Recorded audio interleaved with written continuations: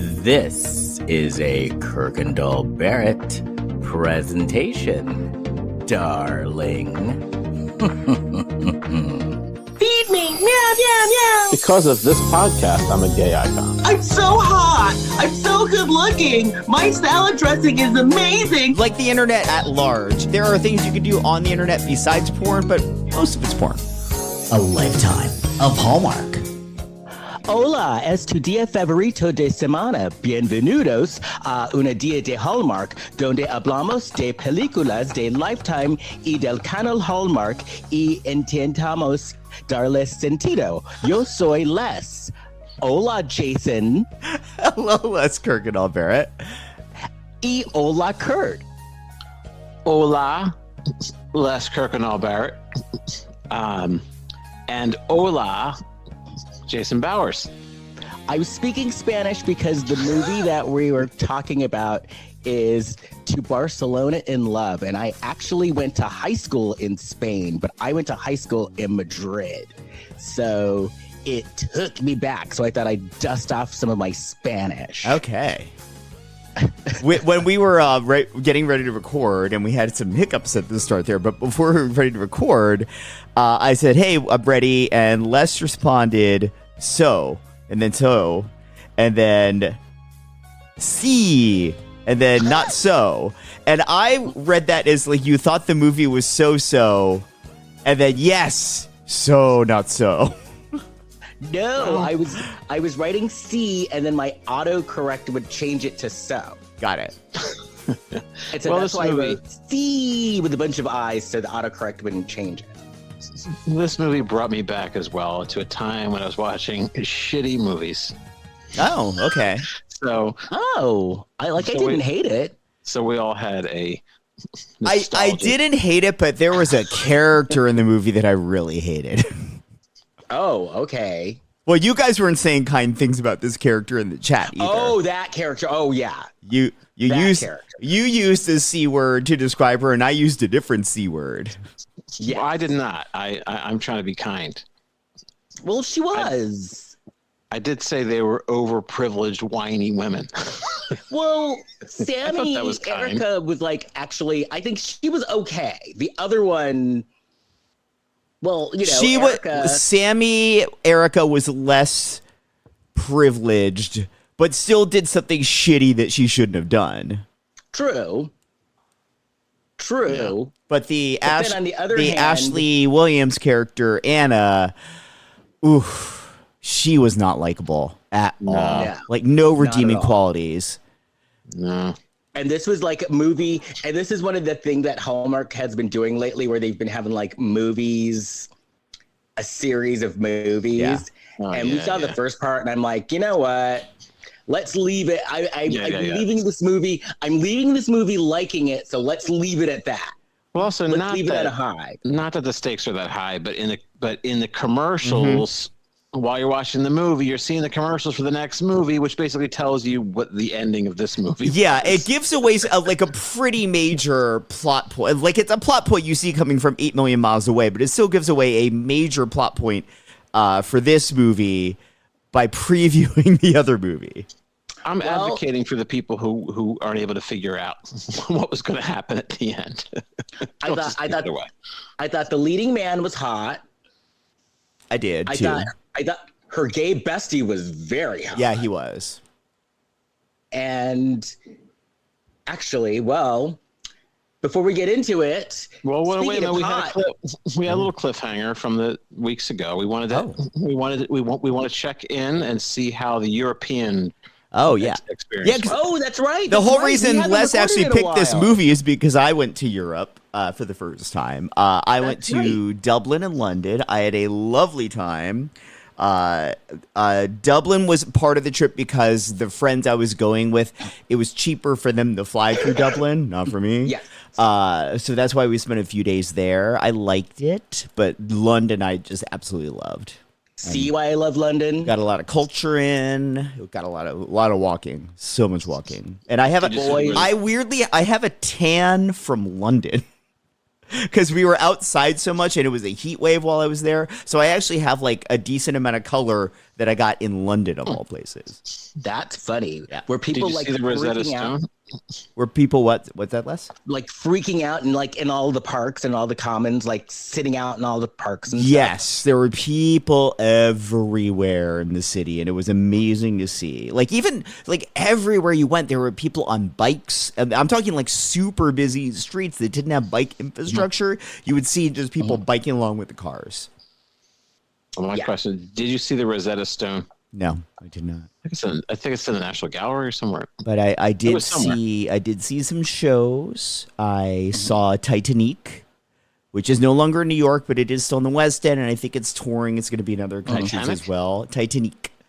Titanique. It is a comedy retelling of the story of Titanic as told by an actress playing Celine Dion as herself, as if she were on the boat. Wow. That's funny. It's really, really funny. That's a journey. Okay. Yeah, it's very, very funny. And they use the music of Celine Dion. It's like hugely successful. And then I saw The Devil Wears Prada starring Vanessa Williams. It was something to see. And then it wasn't good. And then I ended up seeing Dua Lipa at Wembley Stadium. And what I like about the West End is their motto is they want to make theater affordable for everyone. So you can get great tickets for like a third of the price you'd get on Broadway. Yeah. Yeah, the Titanic tickets were pretty inexpensive. The Devil Wears Prada inexpensive as compared to America, but considering that the show wasn't that great, it felt like a lot of money. Was this the Vanessa Williams from Melrose Place or the one? I assume it was the one. The Vanessa Williams. It's a fair question. The Vanessa Williams from there was Miss America and singer as well. How dare you, Kurt? Ugly Betty. Why? Yeah. And she's playing a very similar character to Ugly Betty. Why? How dare me? You should know the difference. Well, I do know the difference. The one was on Melrose. I think here's the thing. Here's the other thing. Vanessa Williams is on Days of Our Lives. If they had the Melrose Place Vanessa Williams in this show, I don't know that it would have made it better or worse, or it would have been a lateral move. The show needs some work. It was not Vanessa's fault. It wasn't good. It was the show. It was a very, very by the numbers retelling of the movie. They gave the boyfriend of the Anne Hathaway character 3 songs in this show. The boyfriend doesn't get 3 songs. Oh, no. The laziest choreography I think I've ever seen in a big show like that. Yeah. But then, of course, you had the British boys. Lots of British boys everywhere. But it was weird going out there, because I'm not used to going to bars where there are people under 21, and that's very common there. And there aren't a lot of people like, over like 35 that go out regularly there. So I felt quite old in some places. Yeah, the bars there are 18 and over. Yeah. Yeah. Okay. But I don't think. Oh no, that's right. I think you can't. Yeah, they can drink at 18. Yeah. Yeah. There were definitely young. There were some very young guys like making eyes at me. I'm like, oh no, I'm not your daddy. Yeah, you don't like that. No, you said that before. Yeah. But I'm glad you had fun. It was amazing, truly amazing. I will be going in October and in December, and I always love going. Yeah. Next time you go to London, you can take that train. Oh shit! And I'm going in August. What? Yeah, because I'm doing my show in Sweden. And really? So John, my husband, is actually coming with me. And so he wants to stop by, he wants to go by the UK to see like my in-laws and stuff. Okay. So yeah, I'll be going in August as well. Can I still weigh your luggage? Sure. Okay, cool. Thank you. I'll say next time you go to London, you could take that train that goes to Paris. Oh, the 2 hour, the channel. Yeah. Yeah. Anyway, well, before we go, Kurt, it's been weeks. Do you have any Blac Chyna news? Doing a piece of China. China. I'm talking China. The Blac Chyna Report. Here's Kurt Fitzpatrick. Yes, there is very big news. For Blac Chyna. So I took this article. This news is all over, but I'm taking it from Bossip. I guess it's, instead of gossip, Bossip with a B. So this is written by Kirby Lynn, just published a couple of days ago. Angela White, known to many as Blac Chyna, and Derek Milano have ended their engagement. No, they weren't even engaged that long. Blac Chyna's breakup journey comes less than a year after he proposed in front of fans. Now, White's romantic history has often been under scrutiny, as Bossip has previously reported. Her past relationships have been highly publicized. Now, she shares son King Cairo 12 with rapper Tyga, and daughter Dream 8 with Rob Kardashian from a high-profile, often tumultuous engagement. In recent years, the TV personality embarked on a highly publicized spiritual journey, changed her name from Blac Chyna to Angela White, reversed cosmetic surgeries, and publicly embraced sobriety and Christianity. This shift led many to observe a focus on peace and a different direction for her personal life. Derek Milano, a Grammy-winning songwriter known for co-writing such hits as Megan Thee Stallion and Beyonce's Savage remix, became publicly involved with White in May 2023. By October 2024, Milano had proposed to White in front of a crowd at Howard University's homecoming event, Yard Fest. Beaming with pride, White accepted the proposal, which came as no surprise, being the mother of two, was begging to question whether a ring was coming a couple months prior. Now, Blac Chyna's breakup with Derek Milano was confirmed via Instagram stories. Both White and Milano announced the news on Thursday, July 3rd. Their statements framed the decision as an amicable one, guided by faith and personal reflection.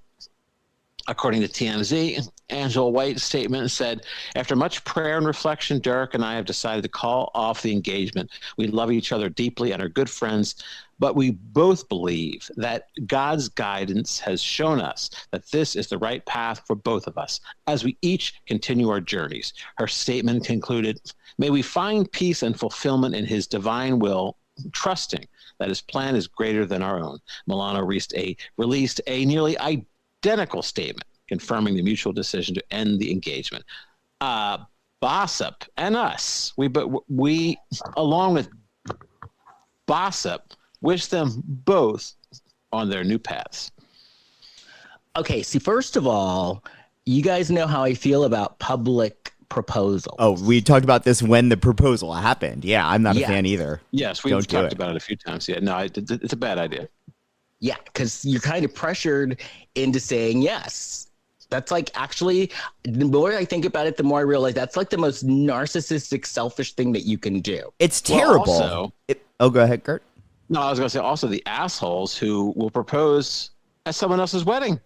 Oh, that's probably even worse than a public proposal on like a Jumbotron. Yeah, because you're hijacking somebody's big day and you're making the person you're proposing to the asshole no matter what they say. Right. Yeah.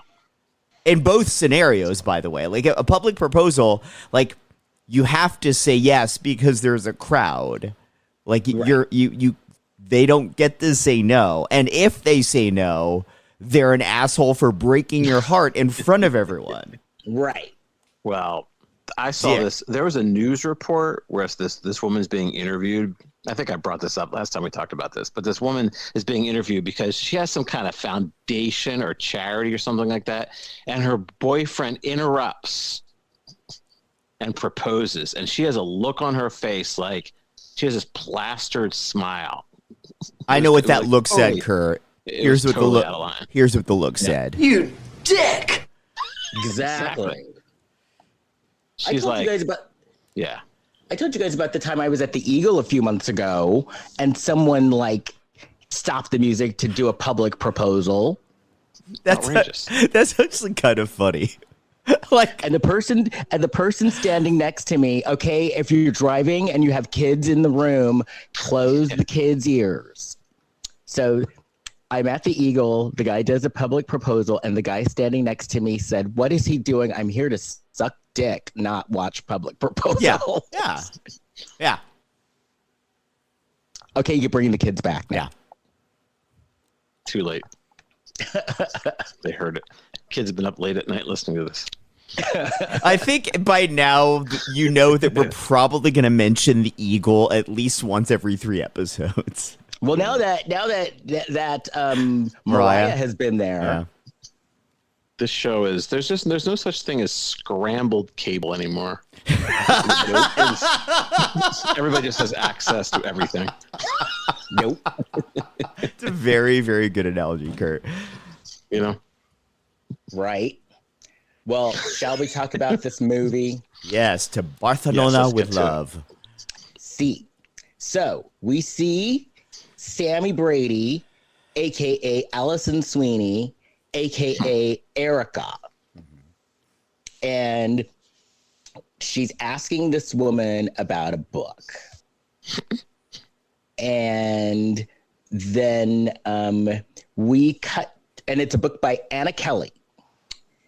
And then we have our opening, and then all of a sudden, we're in Boston.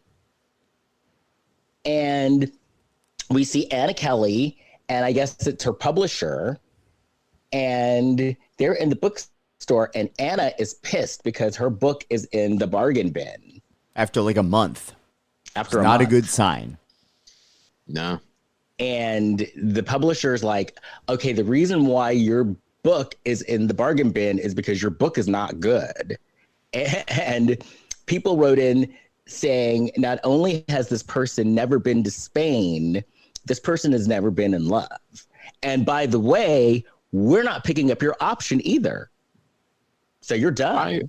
I found it strange. She says she had never been in love, which I find strange because she looks to be about 40 and she's an attractive woman. She doesn't seem shy. She's actually pretty needy.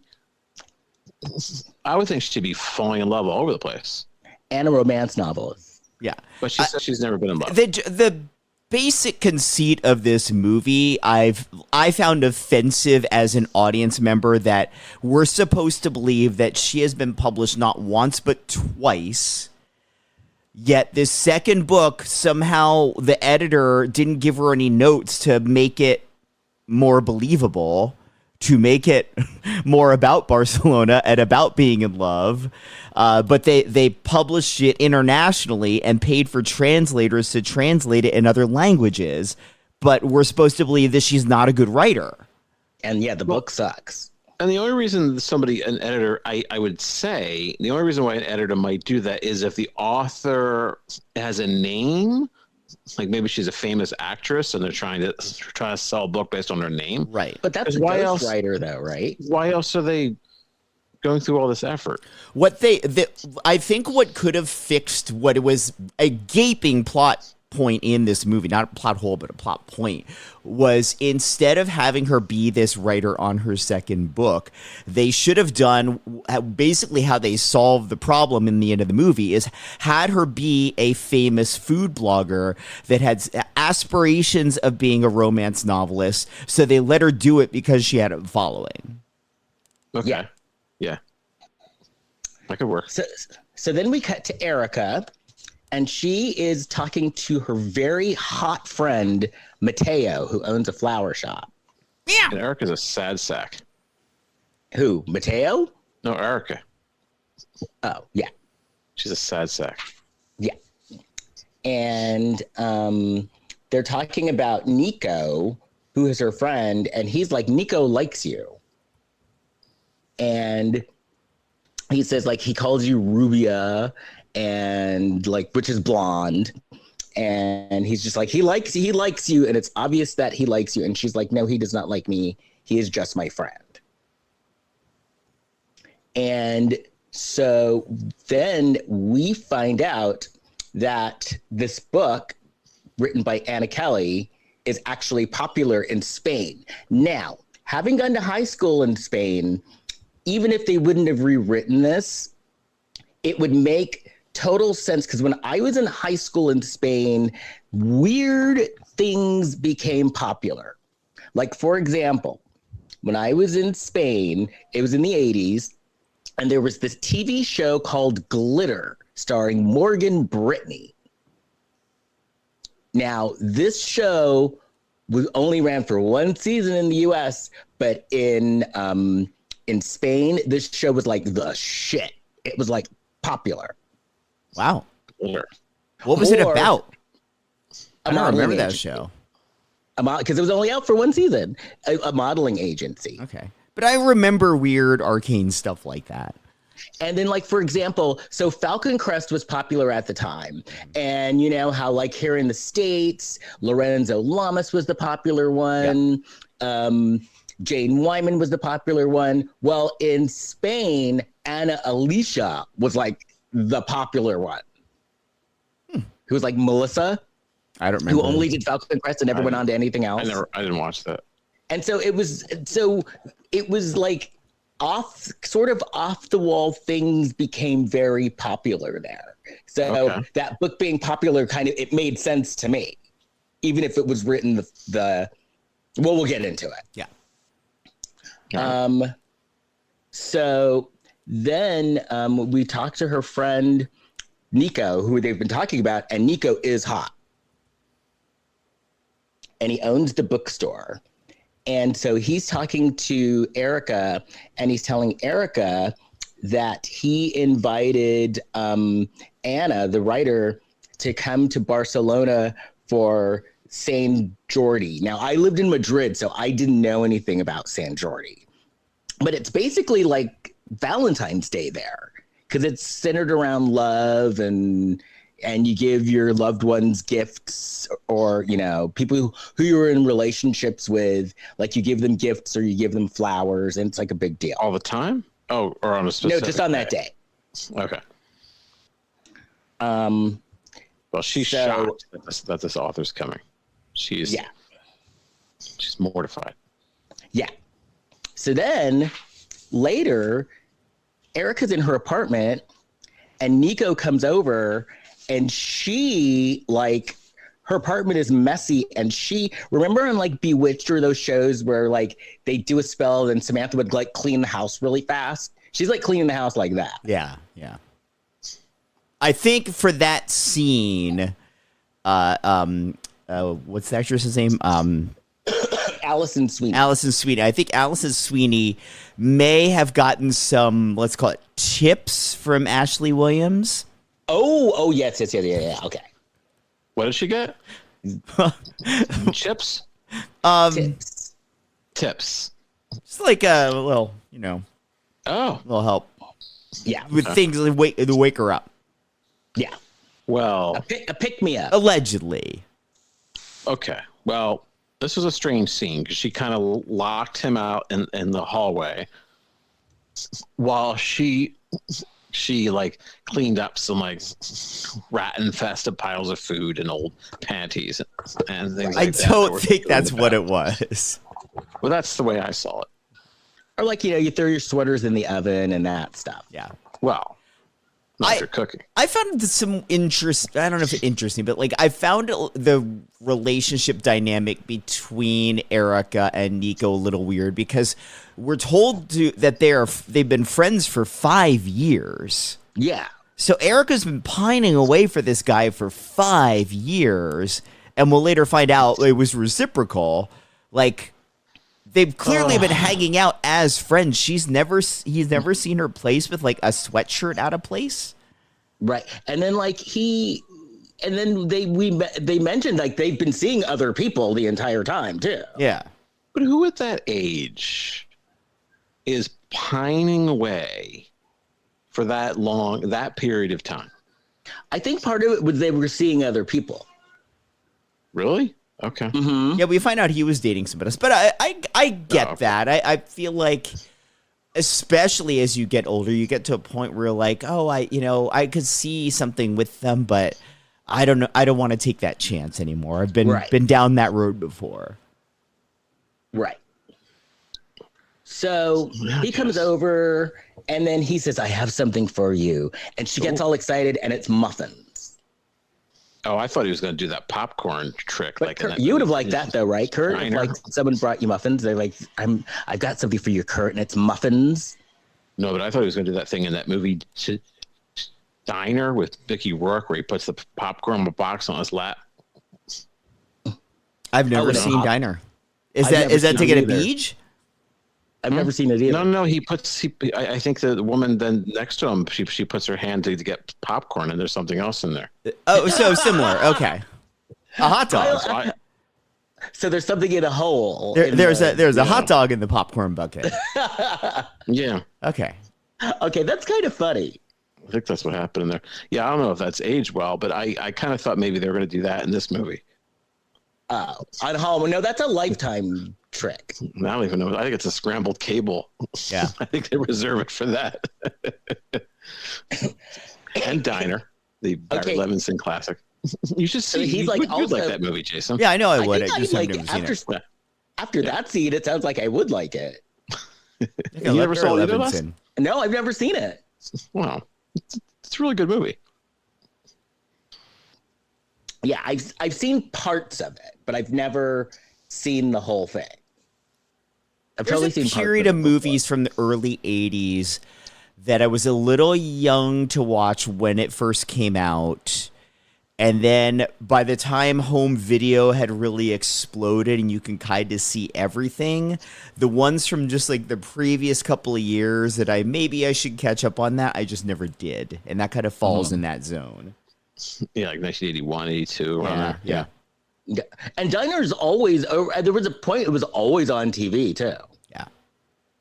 I just never watched it. Yeah, so good. Ellen Barkin's in that movie. Uh-huh. Yeah. Oh, so he gives her the book from Anna, and Erica starts acting weird. Yeah. Mm-hmm. And then he says, well, guess what? He's like, she's coming to town, and I've got to run this bookstore. So can you help me like show her around and stuff? Especially since you're American, she would, be happy to. I think she'd be happy to have like another American show her around. So then we find out that she tells her friend Mateo, the hot gay guy, that she actually did the translation on the book. And not only did she do the translation on the book, she felt that the book sucked so bad, she rewrote the book. Yeah. But this brings up the ethics of translations, because there are different translations that come out, like of French novels and things like that. We don't really know unless you could read French. You don't know what the original is like. Just as there's an editor for the original book, wouldn't there be an editor of the translated book to be like, this, what the fuck are you talking about here? You added passages and things that aren't in the original book. I guess they liked it, but I've always been a little bit suspicious of translations too, because you're not. And as I said, there are like newer translations that come out sometimes. Like, well, what's going on? And I could see, because the book was supposedly like really good, so I could see the editor looking at it going, well, this is actually really good, so let's keep it. Do you think that in other countries our podcast is translated and we are like super political, right? And saying some really heinous shit we don't know about? Well, I hope if you translate me, my voice is like this. You think that's the way? I don't know. That's the way they go. I don't know. That's right. That's what I'm saying. I don't know what kind of propaganda we're being used for. Right. Is it AI? Oh my god. Oh no, they could take our voice. They're probably calling people what they're doing. But I could totally see an editor being, hey, this is actually good, so I'm not going to say anything. You got a good point about people using our voices, because I've been being careful answering the phone. Mm-hmm. I answer the phone. I don't say hello. I say Sharo. Sharo. Yeah, so they don't have a recording of me saying hello. And then somebody called later in the day. I thought it was a spam call, and I said, "Yeah, Evan McLeod," because I just got Love Boat on my mind. And it was like somebody from like a blood bank asking me to donate. They're like, is Kurt Fitzpatrick available? I like, no joke, sometimes we'll pick up the phone and just start meowing. Well, you can't get them. They say that you they can't get a recording of you saying yes. I just said it, so now they can use it. I try not to say that on calls. Yeah, because I just don't answer phones like unless I know the number. I do sometimes. Most time I don't. If it's during the workday, sometimes I'll do it because it might be a work call and I'm not paying attention. But yeah, Charo. Yeah. I should say, because when we lived in Spain and we'd answer the phone, we'd say "dígame." So I should say that. What does that mean? Tell me. Oh, dígame. Or diga. Julie. From Love Boat. I don't know who played the role. Lauren Tewes. Lauren Tewes. Lauren Tewes. Hello. Fred Grandy. Anyway, that's what we have to do today. That's what we're living in. Yeah. Well, Fred especially Grandyland these days. Bernie I don't Capel. think this movie is escapism for the current times. I think this movie is kind of depressing. But okay, we can continue. Mm-hmm. I could answer. Ricardo Montalban. Corinthian leather. Kirby Vilches. Pinky Tuscadero, may I help you? Leather Tuscadero, how can I help you? Who is the star of that show you're talking about? Glitter? Morgan Brittany. That's what I'm going to say next time. Morgan Brittany. That sounds like it could be my name. It was Morgan Brittany. Morgan Brittany, and what was Meredith Baxter Burney's? Oh, David Burney. Oh, okay. Meredith Baxter Burney. That's not going to answer the phone next time. All right, we're set. I think she's Meredith Baxter now. Yeah, but that's not the way I'm going to answer the phone. They're not going to correct me. Oh, so we find out that Nico has a literary crush on the person who wrote the book in Spanish, who he thinks is Anna, but it's actually Erica. A literary crush. Okay. Oh, and then we also find out the reason why Erica can't say anything is because she signed an NDA.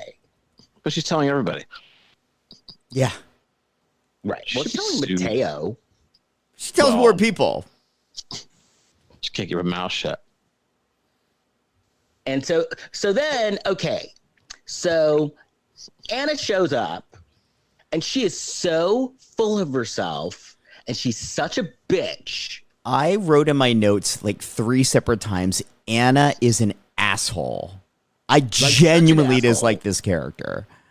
And especially like Erica goes up to her and she's like, "Oh, hi, I'm Erica." And she's like, "Can you get me a drink?" And Erica's like, "I'm not your assistant." Yeah, why would she have an assistant? Who does she? Yeah, especially if you sucked. Yeah, like she already knew her book wasn't selling anywhere but in Barcelona. Right. Could you get me some water? Yeah, she has something like that. I was like, are you kidding? She was like the bad stereotype of Americans. Because, yeah, I loved it. I did love, though, that Erica's like, I don't work for you. Nobody should. No. Right. And so, yeah, so she's expecting her assistant. And then Erica's like, you don't have one. You got a whole lot of nothing. And then she meets Nico, and then she's all, like, going in immediately on him. I thought she was never in love. Well, with her and with her temperament, with her personality, I could see why. I'm trying to think what's wrong with her. All right, she's annoying. Yeah, like not even nice. Like she was like annoying and like self-serving and just like one of those narcissistic. What's that? Grandiose? Like she thinks she's Yeah. So I'm not going to say the word here, but in my notes, and I shared it with Jason and Kurt, I called her the C word. Yeah. That's our version of scrambling cable. Yeah. We don't actually say the word. Yeah. I'm sure the she really audience was can't acting figure like it out. And she really was acting like one. Yeah, I don't love that word, but once I was a couple of minutes in the movie, I'm like, they're right. They're actually right. Oof. You were swayed. Oof. Well, she was already talking really fast, like she was on another C word. Right. Right. Well, C words. Yeah. That's a Let big it chunk snow, of the let dictionary. it snow, let it snow. Yeah, that's coming back, huh? I thought people were mellowing out more these days. They're Oh, no. No. It's still here. No, It's still climate here. change, Kurt. It's snowing all the time. Climate change? It snows all the time in LA. Really? Right. Big weather problems out there. Oh, so then Nico offers to take her to dinner, and he's like, "Well, Erica, come with us," because he's still thinking like, "Well, we're buddies." Come with us and be a third wheel. So they're having dinner, and people are coming up to Anna like asking her for her autograph, and Erica is looking like this bitch. She's like this bitch, because people are like, "My God, I love your book. I love your writing so much." And Erica's like, because then Anna's like being, as much as she knows her book sucks, she's being really full of herself. Well, also, they're asking, like, people are asking, and including Nico, asking her about specific passages in the book, and Anna's like, what the fuck are they talking about? Oh, like dolphins. Yeah. They asked her about dolphins, and she's like, I never wrote about dolphins. Yeah, because she doesn't know yet. And then they're talking about like a ham. And she's like, I never wrote about a ham. This sounds like some book. And then she turns to Erica and is like, she finds out that Erica translated the book. And she's like, or Erica gave her a look or something, and she's like, wait a minute, you translated my book. Not since the Kitty Kelly book on Nancy Reagan that people were so excited to read a book. Oh. And then she's like, and she figured out too. She's like, you not only translated my book, you rewrote my book. But then she became more fixated she's like, well, I think I was meant to come to Barcelona to fall in love with Nico. And she's like, he's into me, when he was actually just being nice to her at this time. This turned from, I wonder if Nico likes me, to, wait, I didn't write the book that everyone loves, to, oh, this must mean a sign that I'm supposed to fall in love with Nico. Oh, I wanted to climb through the TV and just smack Anna in the face and say, get a grip. Right, because Nico was just being polite. It'd be kind of sort of a violent version of that Aha video. Take on me. Right. You step in and be this animated character strangling her. Now, I did think Nico was sexy. He was. But, well, still. She needs to get it together. And Nico's kind of a dumbass, though, too, which we'll find out. Oh, no, he is dumb. No, he's dumb, too. She's not living in the real world.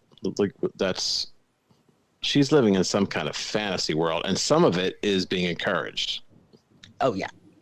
So then they go to this bookmaker, and Nico comes up with this idea. He's like, hey, since you're doing this reading and since you're doing this whole reading on St. George's Day, why don't you write an original short story from this bookmaker, and I'll get it bound here and you can share it with your audience as well. And it's something that you've written especially for your audience in Spain. And so then we see was this when his assistant came up? We met the assistant just before this, yeah. But Nico has a new assistant named Joseph, who I suspected was on our team less, and then we get confirmation later in the movie. Oh yeah. So this is the point though where Anna's talking to Erica and basically saying like, Erica, you need to help me like talk to Nico, and Anna or Erica mentions Cyrano de Bergerac, and Anna doesn't know who that is.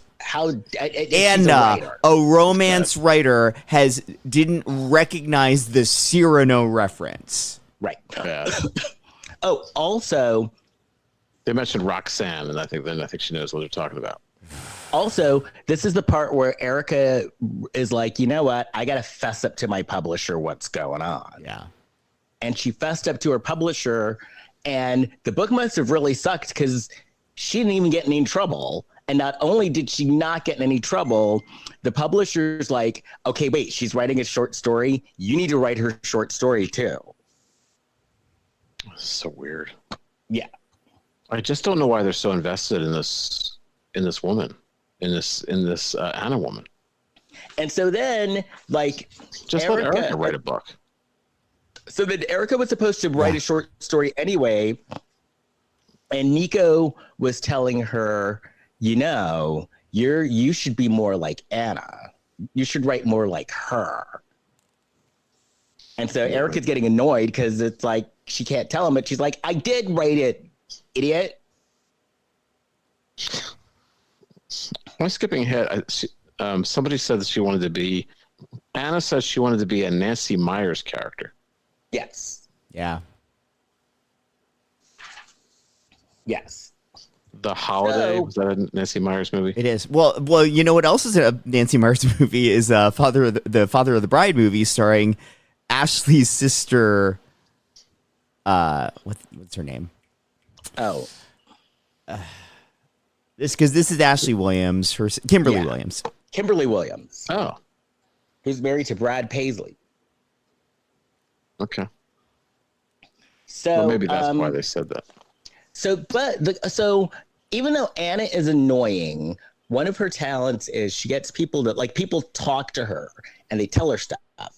So like, for example, she found out about like the secret restaurant that a bathroom attendant told her about. I legit thought they were going to a sex club for a second. I was like, this movie's getting interesting. Well, that would have been a good, Because she went into the back of the store and the code was free refills, and it was actually a speakeasy restaurant. That looked really cool. Well, there were a ton of people in there too, and it was a huge space. Right. Where is this in my notes? Oh yeah, secret spot. Yeah, it's packed. Yeah. And so they're eating patatas bravas and eating like the local cuisine. Anna was chowing down. Oh yes, she was. A couple things too. Nico, for like a small business owner, he has a lot of time on his hands. Just Well, that's why he had Joseph. Okay, good. But he wasn't going to have time, which is why he needed Erica to help him. Right. So Nico is friends with the owner of this, but he wasn't aware of the place. Right. So he wasn't that good of a friend. No, I guess not. Thanks, friend, for telling me about the underground restaurant that you own. That's popular. Yeah. Well, I was afraid you would go. So then Erica catches Anna writing, and she's like, "Oh, you're writing for your story?" And Anna's like, "Oh no, I'm taking notes on the food. I like to take notes on the food that I eat." And so then Anna is like, this whole time she's throwing herself at Nico, and Nico is finally like, well, I guess if she's going to throw herself at me, I might as well go for it. People are desperate. And Erica's getting pissed. And then Nico is out with Erica and Mateo. And he brings his friend Joseph along. Wait, before we get to that, there was a quick scene where Anna, Erica, and Mateo are together, and Anna's telling them about it's like she's living a real life romantic novel, and Mateo says more like a telenovela, which is a funny line, and they felt the need to caption it on the screen in English. Did you see that? Yes. They translated it to more like a soap opera. Do we really think the audience is that dumb? Oh, that they don't know what a telenovela is? Maybe I saw this like a week ago. Yes, unfortunately, I don't want to be mean. Well, well, who's watching these movies? This is like the only reason I watch this is for the podcast. We are not But the over target here- audience, Kurt. But You know there what I is a watched? full time. I went to that event, that Emmy event, and it was full, and people wearing Hallmark outfits. And there's in a all whole- seriousness, I watched Long Legs. not trying to look down on the viewer of this movie, actually looking at the viewer of the movie, like the viewer of the movie is kind of like Anna in that they're like optimistic, looking for love. Like they're looking for it in all kinds of places. That's why they turn to these movies, because they're like, oh, isn't that beautiful? All these different ways in which people can find love. I wonder if I could find love that way someday. Right. Well, but do you think that's sad?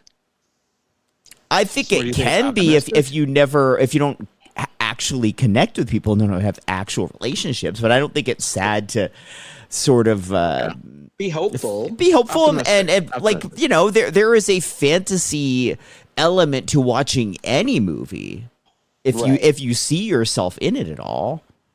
But this movie, the stakes are very low, and that's what it seems. And Yeah. it just keeps riding on these very low stakes. I'm not think I saying said that before. that this movie necessarily achieved the idea of what love can be. I'm saying the idea of these movies is, oh, look at them. That was such a cute way that they met. I want that when I meet somebody. Yeah. Right. Well, I do want to be positive about the people who do enjoy these movies. The people who do, they don't have the same taste that I do. Not that it's better or worse. I'll be diplomatic. I don't know. I guess that's a good explanation. Yeah. And I appreciate that, also think there are people that watch these movies and like these movies that know they're not necessarily good a lot of the time, but there's still Right. something hopeful, optimistic, Right. or escapism about them, and that's why they watch. Right. Okay. Because I had time to watch a movie. I watched Long Legs, which is this disturbing horror movie where Nicolas Cage plays this disturbed person named Long Legs, and it's so creepy that I wanted the first 5 minutes I wanted to hide under my bed.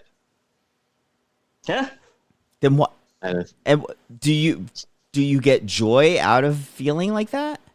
well, I didn't know. I thought that I was going to enjoy a horror movie as an adult. I didn't know I was actually going to be. I didn't know the movie was actually frightening. Oh, okay. And it was it kind of was just the way. But I got joy out of the movie because it was very the craft of the movie was great. It's a little it is kind of disturbing in a way, but it had very high stakes throughout it, and there was mystery to it, and it was a movie that I enjoyed watching. It was a good use of my time as far as watching a movie. Yeah. I think at the end of the day, that's all that matters is for, the viewer. Do I feel like I got out of this what I wanted? Sure. Right. Because there are movies that I watch that are not good that I love. Yeah. Yeah, I guess it depends. Oh, anyway, so Mateo and Joseph take one look at each other and they are into it. Oh, yeah. Like immediately. Yeah. And Erica's like, oh. And then Nico is so stupid. Nico's like, wait, what's going on here? Yeah, for a And guy that's then- lived in Barcelona his entire life and his assistant is Joseph, did you not have any ounce of gaydar, dude? Right. Right. And then he looks at Erica and he's like, well, I thought you two were dating. And she's like, no, he's like a good friend. And then he's like, all this time I thought you were dating and you haven't been. And she looked at him like, are you stupid?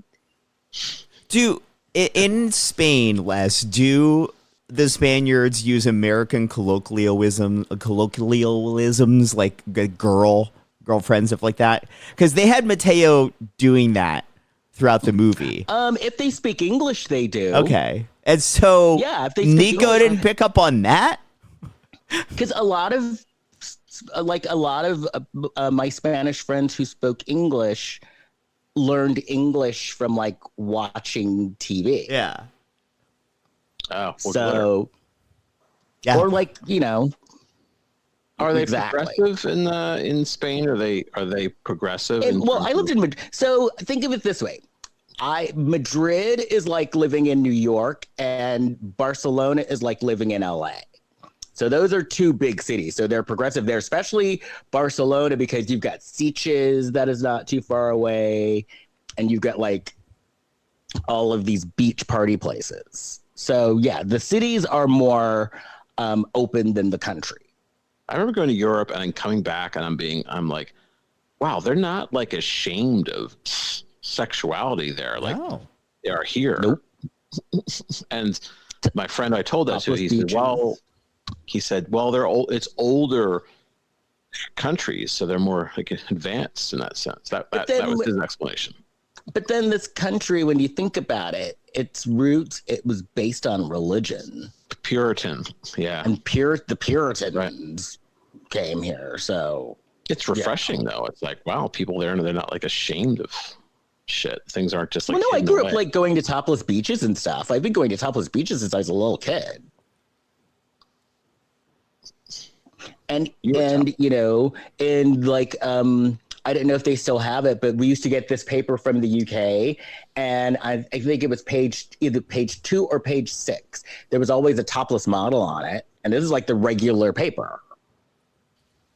There's a nude beach in New Jersey, but the only reason it exists is because it's on federal land. It's not on state land. If it was a state land, it would be illegal. Uh-huh. So yeah, I mean, it is definitely more sexually free there. Yeah. Like even in the UK, it's more sexually free than here. For sure. Yeah, I was whipping it out left and right. Nobody said a thing. Well, we don't encourage that. People will be arrested. I whipped it out at a Tesco. Nobody said a thing. You were sexed up. You wrote something about you were on the train and someone was like leaning against you, so you were happy it was crowded, and it's like, wow. You know what I'm talking about? Oh yeah. Oh, I do. Oh yeah. There was where up. were we coming from? I forgot where it was. There was one point where we were on the tube and it was packed. Like I've never been New York, here in LA. I've never been on a train like that where it was so packed. And there was a very tall guy that happened to be sitting next to me, and his like arm was up behind me, and he was pressed up against me for several stops. And I kind of got a glimpse of him, like, and then finally a few people got off, and I got a good look at him. He was very attractive, very attractive, but he was like up against me. Okay, was not mad about it. All right.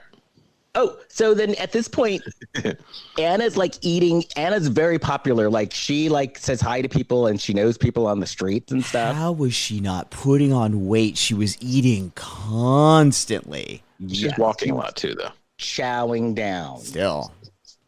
She's like someone who walked the Appalachian Trail and lost 25 pounds afterwards. Just reading about she did have a lot of energy. So then we see Erica. She's jogging. She runs into Nico, and he's putting up flyers for the reading. And the fact that Mateo is gay has broken his brain. Because he's still like, but he's like, Erica, I don't understand. I saw Mateo give you a rose on St. George, and she's like, well, he's my friend, and you give friends roses too. I would love an alternate version of this movie where like it just becomes about Nico coming to terms with the fact that there are gay people in the world. Right. I did not know. It's like, wait, so a man with another man? Someone should write a book about this. Because then he looks at her and he's like, because she's like, well, he gave me a rose because he's my friend. And he's like, well, I'm your friend and you never gave me a rose. And then she's like, well, you had a girlfriend. Who was this Truman Capote? Because she's like, you had a girlfriend and you had to convince your girlfriend that we were just friends. And then she's like, I'm sick of talking about this, and just runs away. I don't blame her. That's the only realistic part of this whole movie. Because she was seriously like, I'm sick of talking about this, and just runs. Now, who did that? That was Erica. Erica. Yeah. Okay. All right. So she gets a point for that. But his brain was truly broken. Well. So then we see Anna walking around eating more food. Yeah, but by the grace of God, go on. How did you feel about this, Kirk? Because there was like everything she was doing, she was trying out food constantly. Yeah, I'd like to eat some food. Kurt would be doing the same thing. Yeah. Were they meals, or was she eating between meals? Like like tapas, like little. But tapas. she was like making appointments to go to places to find out about more food. Yeah, every time they showed her, she was eating. Every time. She was like Brad Pitt in every either movie. Eating or right, she was either eating or on her way to eat, like in every scene. Yeah. We're leaving eating. And so Erica found out that Anna wrote a food review, and Erica is like, I read your food review and it was really good. Why didn't you become a food writer? And then Erica's talking about how she ended up in Spain. And so basically a guy dumped her. She went to Spain. It was supposed to be for a year, and she loved it so much that it's been 10 years and she's still there. Who was the grandmother? I have something about a grandmother was the chef to Picasso. Wasn't it Anna's grandmother? Or Anna met somebody. No, she met somebody whose grandmother was a chef to Picasso. Oh yeah, Picasso was an asshole, but not in New York. So I did want to point that out. So then Erica. And then Anna tells Erica, "Well, I think that we've become friends." And Erica keeps on asking Anna, "Have you written your short story? Have you written your short story? It's very important." I thought it was insulting. Finish it.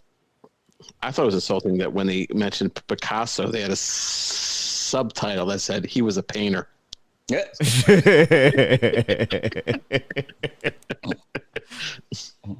And then the next scene, Anna's like eating again. Well, she's hungry. And so then she says that she has to go to the bookstore because she has to sign a bunch of books for Nico. Yeah. Not just a bunch of books, a bunch of books in the English version. Yeah. Oh, the one that sucked that she did write. Yeah. So then she's like writing, and she's like, "Oh, my hand is starting to get tired." And Nico like kisses her hand. He like massaged it. Yeah. And then he says, "Hey, you want to go get some bocadillos, which are sandwiches?" So he's like, "You want to eat more?" So they go and they're eating more. Somebody mentioned J.K. Rowling in this thing too. That was actually, it actually took me out of the movie that they referenced her. Turf. We're Yeah. gonna write books like J.K. Rowling. And how about that music by Charles Manson? We could have I mean, I understood why they do it, because like J.K. Rowling is like famously like was broke and looking for a publisher for Harry Potter for years and couldn't get one, and they were referencing like how many tries you have to keep making, but there were other examples too. I could have mentioned what's the name? The one who did To Catch a Mockingbird. To Kill a Mockingbird. To Catch a Killer. Well, no, Kill a Mockingbird. Yes. Harper Lee. If only Harper Lee had turned to food reviews for the second book. Right. Yeah. Maybe that was her next thing. So There's a horrible rumor that book was actually written by Truman Capote. Yeah. Really? I don't believe it. Well, she only wrote one book, and she was always hanging out with Truman. Well, she wrote two, but the second one There's a second one never that came have out later. released. Yeah. They should never have released that second book. Did you know that J.D. Salinger's kid has a role in Revenge of the Nerds? No. Who did he play? Matthew Salinger, I think his name is. He had an acting career. I think he still does. He's still around. He was like one of the frat boys, I think. Frat boys. Oh, that's kind not of Lamba, cool. not Lamba, but the one with Ted McGinley.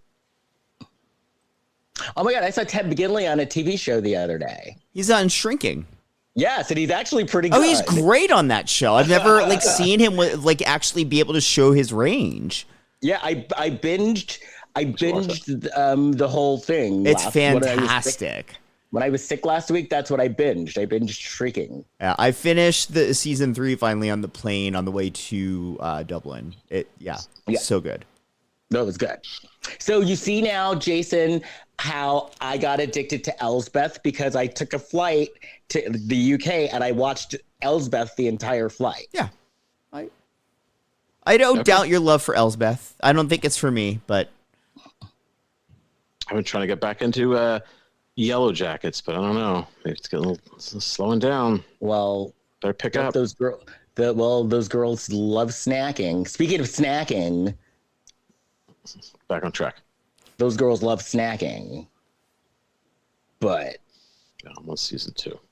All right, I've never seen that show, but I've just heard they like their snacks.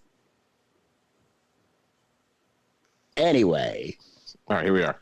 Oh, so then Anna has been just going so hard for Nico. Nico she wore him down. He finally started going for her.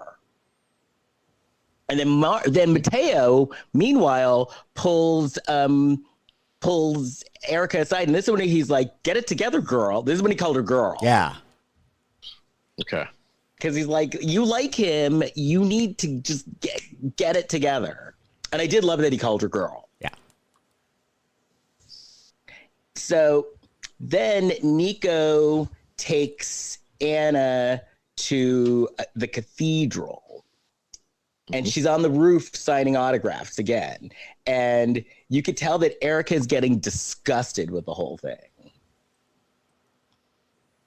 So she's feeding her lines on the phone. Oh, yeah, this is the Cyrano thing. Yeah. Yeah. Erica's hiding behind a shrub or something. This is really lame. Right. Really. They didn't have to do this. This didn't work at all. No. So then Anna gets interviewed by a TV station in English.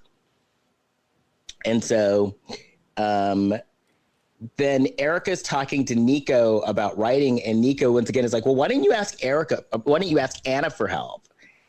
And once again, she's in her head, you idiot, I wrote the book. So then we see Nico. He's talking to Erica. He's asking her about her short story, and he wants to know about Anna's short story. And so Erica goes to the hotel to find Anna, and Anna is taking a snack break. They were the guy at the hotel was like, oh, she's taking a snack break in a food cart. Yeah. Yeah.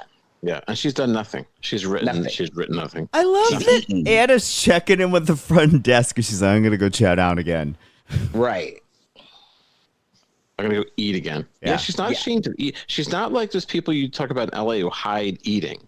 She goes and tells the front desk that she's going to go and I don't mean to shame the fact that she's eating, but she's eating constantly in this movie. Yeah. Yeah. Just chowing down. Maybe she's on one of those weird diets where you eat eight times a day. Or have you seen that movie, The Ugly Stepsister? No. With Betty Davis? No, it's a new movie. No. I don't Betty Davis isn't still working? Her AI. It's her AI. Right. Yeah, her AI is doing really well. Well, the woman in The Ugly Stepsister takes a tapeworm. Takes a tapeworm? Herself. She takes a tapeworm. Oh, that sounds a good idea. So maybe Ashley had a tapeworm or something. Maybe. I saw a great AI movie the other day with Betty Davis, Benny Hill, and Paul Lind. What? It was great. It was an AI Benny movie. Hill and Paul Lind. Yeah. And what happened in this AI movie? No. They were crime fighters, and all three of them. Yeah. And was it going? I think they're gonna make it into a series. They have to get the rights. The estates have to agree to this. I'm sure they'll be all in on that. Right. Oh, there! I just gave away another idea. Ah, shit. So then Anna is bitching to Mateo, and Mateo is like, you need to tell him that you're doing that. You're the one that wrote the translation, and you're the one that's doing the work for the short story. Yeah. Why do I think that even Erica's book is actually shitty? It could be. Well, it could be. I don't know. That just popped into my head. I think she's just too insecure in her own abilities to actually like fight for herself. Right. It just popped into my head, and I just said it. So was it the bestseller? She basically rewrote Anna's book. It's good. It's good. So they're at the bookstore. They're selling the book in English, and Joseph is like, "It was my idea." Yeah. Not since the Satanic Bible have I felt such love and vibrance from a book. And so, the Anton LaVoy. Why were they looking at roses?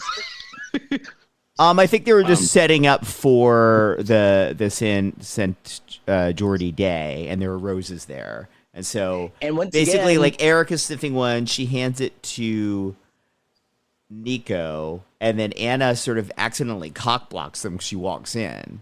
Yeah, and then Erica goes and she grabs a notebook from a drawer, and yeah. So once again, we find out Anna hasn't written anything, and she then Erica offers to help her, and Anna's like, no, I need to do this myself. So then we see Nico putting up the St. Jordi sign, and he's talking to Erica. Nico takes Ashley to lunch. So she goes to lunch, and like she knows everybody in the restaurant. Yeah. And then this is where one of them, Anna says Anna says what Erica said earlier in the movie, which is the best moments are the little moments between the big moments. Now, my brain's going to explode. What is it again? The best moments are what? The little moments between the big moments. All right. That's a nice sentiment. I'm trying to understand it. Well, for instance, think about like any show or movie you've watched, and they're building up to something big. There are some great little moments that are building blocks to get to that big moment, and those building blocks are way more interesting and fun to think about in retrospect. Okay. So then Erica's writing at a fountain. Anna shows up, and Anna says lunch wasn't great. And she's like, not the food, but I'm not into Nico. And so she's like, Erica's like, you need to get this done because it's important to Nico that you get this short story done. And she's like, you know what? I'll help you. And so they're writing, and then Anna's like, I need a snack. Yeah, they're home. They're in the house now. They start pigging out. Yeah. Now they really. So while Anna is like pigging out, Erica does what I like, snooping. And it was a mild snoop, though. I don't think she was even really looking around at her computer. I think it was a very mild snoop. Yeah. Like she snooped in front of her face. Yeah. Basically. Shit, though. And so she starts reading her food blog, and she's like, this food blog is actually really good. And she tells Anna that, your heroine should have a restaurant. And Anna's like, heroin, what have you heard? Right. Heroin. Nobody's doing heroin. Why bring up heroin? No, She's I like, was doing "What that do you C mean?" word stuff. It's like, what do you mean? What do you mean? So then, it's the Feast of St. Geordie Day. And Mateo gives Erica and she gives Mateo a book. And then Joseph shows up and gives Mateo a gift. And it's St. Geordie. Nico's acting weird. So then Erica is like, okay, we need to find Anna.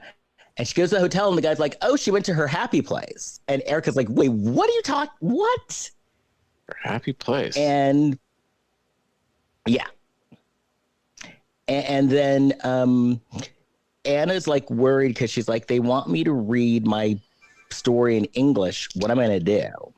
I haven't done anything yet. And Erica's like, listen, I've read your food reviews and your food reviews are actually good. And Anna's like, well, how did you read my reviews? I do it under a pseudonym. And Erica's like, well, I snooped on your computer and I read them and they're good. So then Anna's walking down the street. She hears this American woman looking for that place, supermarket, the underground, the speakeasy restaurant. And she helps her find it. She doesn't, actually. Take a selfie. She doesn't help her find it. That's my favorite moment of this scene. Is she takes a selfie and she's like, oh, that's me. Takes a selfie with the girl and tells her that she also wrote the book and never tells the girl how to get to the secret place. No, it's a secret. It was such a dick move. You dick! She is. So Erica is telling Anna, you just be proud of what you wrote. And you really need to do the reading. And Anna is feeling insecure. Then Anna figures out, wait a minute. How did you have a deal with the publisher, don't you? And Erica's like, well, yeah. And then Anna's like, well, I thought you were helping me because you were my friend. And Erica's like, but I am your friend. Oh, the deal for the short story. Right. Yeah. Is that what they're talking about? Yeah, because the deal for the short story isn't just for Erica to translate. It's for Erica to rewrite it if it needs to be. And then Anna's mad and she's like, and you're in love with Nico. Admit it. And yeah. So next part is weird because then Nico introduces her and she gets like an applause like they talk about the Cannes Film Festival, a movie would get like a 15-minute applause, a 20-minute applause. That's what she gets. She gets like this 15-minute This book applause. is a huge smash in Spain, so it makes a little bit of sense here. They stand up and clap their hands until their palms are calloused. Right. But the next beat that happens doesn't make any sense. And what is that? Well, when she does the reading, she's reading the English version that she wrote, yet she seems surprised by the words as if they've been rewritten. And then fesses up to the crowd that she didn't write the book, which doesn't make any sense because she did write this version of the book. Right. No. So then Anna and Erica are talking and someone walks up with the book and she looks at Erica. Oh, and then the woman and Anna's like, oh, I already signed this book for you. Well, they have a little and then the woman looks over at Erica and she wants Erica to sign the book too. Because since there were two writers on the book, she felt that Erica deserved her flowers too. People are on top of things. And then we find out, then Mateo comes up and goes, Erica, you have all of these followers now. No, that wasn't Erica with followers. It was Anna's food blog. Right. Oh, okay. Yeah.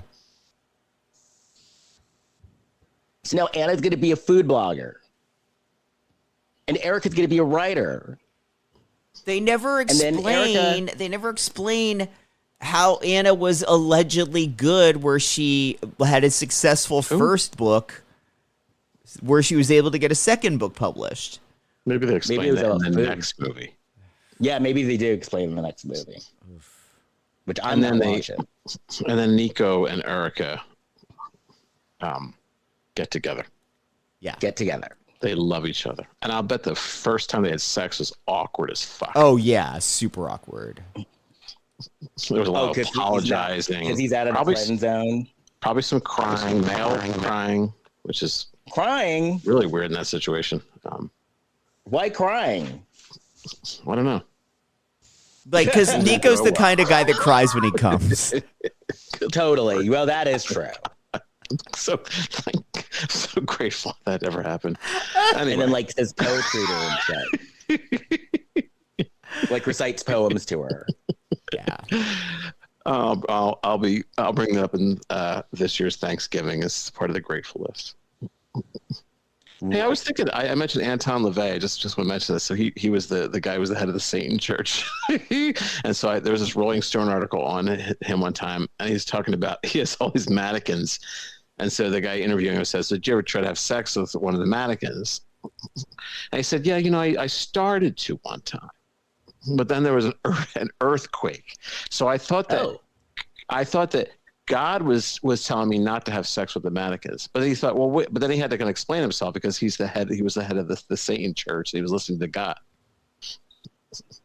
I don't know. That's a giant foot in your mouth right there. See, that would be a Lifetime movie. Yeah. The wrong mannequin. Looks like you found the wrong mannequin. I would watch that movie for sure. If only if they remember the CPR doll from that Eric Roberts that movie. Yeah. If they used the CPR doll as the mannequin, that's a movie right there. Anton LaVey, American writer and musician. That's what Anton LaVey is listed on when you start looking him up. We also want to give us a word out. We want to say farewell to the great Michael Madsen, who we watched. Yes. What was the movie we watched him in where he was the swim coach? The wrong swim. The wrong lifeguard? Wrong. He was in the wrong universe. Yeah, let me look it up here. Oh, that's the wrong one. Google. Google. Now, was he still on the lam when he died? Because remember, he was on the lam for a while. He was? Yeah, I didn't see him and his wife. Wrong neighbor. Wrong neighbor. Him and his wife were on the lam for a while. Why were they on the lam? Years ago. Like they committed some crime or something. Google it. I know he was on the lam. I didn't see. When I read, I think his Wikipedia page, I didn't see anything about any kind of legal issues. He said he did have to do a bunch of like crappy movies because he lived a very good lifestyle when he was on the kind of like an A-list run. And so he just kept working just so he could keep up lifestyle. Because I think didn't that happen to Eric too? Didn't that happen to Eric Roberts too? I guess so. Yeah. But Michael Madsen was in the Wrong Neighbor, and of course Reservoir Dogs, and we should see if there's another Michael Madsen Lifetime movie out there, and pay homage. I don't know if there is. There isn't another Wrong movie, I don't think. Anyway, I don't believe that Michael Madsen only did one Lifetime movie. He starred in a 2021 Lifetime movie called Deep Blue Nightmare. Oh. Where he played a father rescuing his daughters after they are trapped on an island by a shark. We need to find this movie. Sold. We're sold. But we have to be respectful to Michael Madsen as we watch the movie. Now, see, sounds interesting. What was it again? He's 100%. He's a father rescuing his daughters after they are trapped on an island by a shark. Now, that's according to Google AI. It could be lying. And what's it called? Deep Blue Nightmare. Okay. Well, see, the stakes are high. That's what I'm talking about. Now that's an example that might be bad, but is it? Is it? The description is fantastic. I'm in. No, I'm in. 100%. I'm in. I'm going to love it. It's not going to be good. Right. I want the shark to be, Animated? Well, talking? Yeah. I want the shark to have a point of view. The shark's all, get over here, Jabberjaw. Wasn't that? Yeah, Jabberjaw, and the fish and the shark can walk around in the sand and tell people his what name to do. was Jabber. I want the shark to be a combination of Jabberjaw and the sergeant from Full Metal Jacket. Those two characters come. I want it to be like the sergeant from the Laverne and Shirley Army cartoon, voiced by Horshack from Welcome Back, Kotter. The pig. So, but now, if we're putting in requests for this shark, I do want this shark chomping on a cigar. Oh yeah. Well, the movie's already written. Or a Vlasic pickle. Right. I think the movie's complete. That is our movie that we're watching next. If we can find it.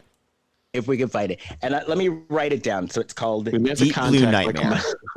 We may have to contact Michael Madsen's estate to see if he can do it, if they could loan us a print. And I will do more research because I believe he was on the lam for something.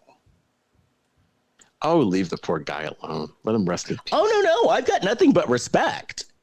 Don't look up bad things. For Michael Madsen. Oh, no, this is coming from a place of respect. The problem you may be having the same problem I have is I was confusing him a little bit with Tom Sizemore, and I think Tom Sizemore. How dare you? How dare me? You're looking up bad stuff about people who just passed away. Jeez. I'm looking up facts. I'm looking up hashtag facts. All right. Anyway, Tom Sizemore had. Because I really do think he was on the lam for something. And, if you want to get a hold of me, you can find me on Instagram at Kirkendall or my website, leskirkendallbarrett.com. Jason. You can find us all on Facebook, Instagram, and Threads at Lifetime of Hallmark Podcast, on TikTok at Lifetime of Hallmark Pod, and on Blue Sky at Lifetime of Hallmark. And please rate and review and subscribe to the show wherever you listen to your podcast. It helps more people find the show. You can find me on Facebook, Instagram, Threads, and TikTok and Blue Sky at Big Shot Jason. Kurt. Oh, you can look up some previous episodes that I'm on of the Shelf Shedding Movie Show with Jason DeBray, and we're already talking about our future Oscar show. Oh, wow! Yeah, you got to be prepared. Making plans, yeah. Got to be prepared. Oh, and if you are in Chicago, July 18th through the 28th, I'm going to be doing my show, The Real Black Swan, Confessions of America's First Black Drag Queen at the Open Space Theater.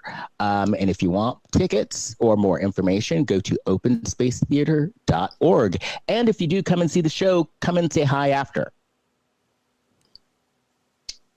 Okay. And I guess that's it. Wow. We did it.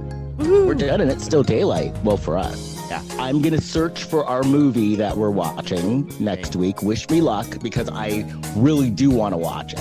And I have a feeling we're going to have a very good time watching. I think so.